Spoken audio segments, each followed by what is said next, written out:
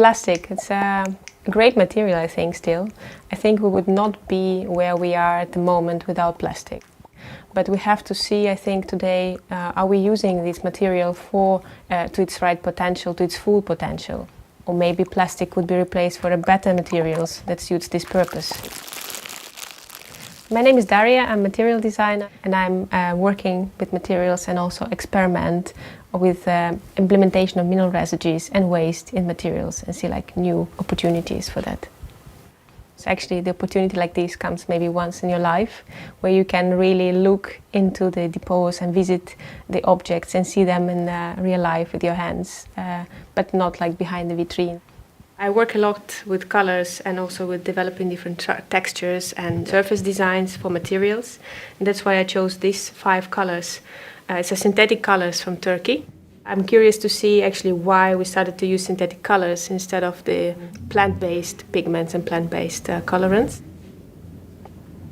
Of course, you can find a lot of details in the books or internet, but what I found interesting is actually interview directly people who are involved with that topic or with these subjects, because then you can also get a sort of an emotional attachment to why actually they work with that specific topic.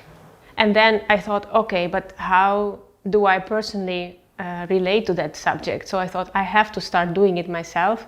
It would be wrong, I would probably make a mess, it will not go at once, but at least I understand, so I feel what they feel, you know, because they were always very much excited about when they talked about natural dyes or, let's say, experimenting with color. What I'm curious about, because I still have to do the path of experimenting with the synthetic dyes, but I can expect that they will still be, let's say, vivid and bright as nothing happened to them. So they are, if you choose blue, it will be blue. And with natural dyes, if you choose it red, probably in a couple of months it will get mold or something will happen to it. So yeah, I think it's really interesting what happens.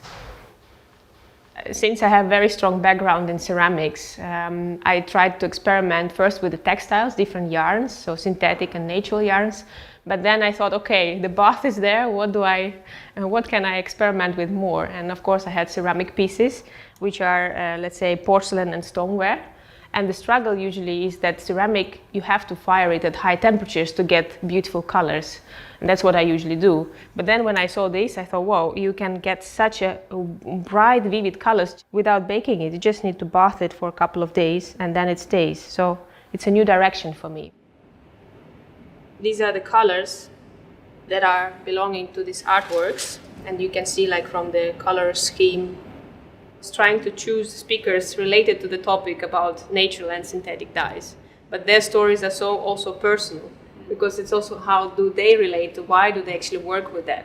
No, I think the interviews are really a great combination because it fits really well with what we're trying to do with the whole exhibition, is kind of question these different objects, give a story behind them. So I think it fits beautifully.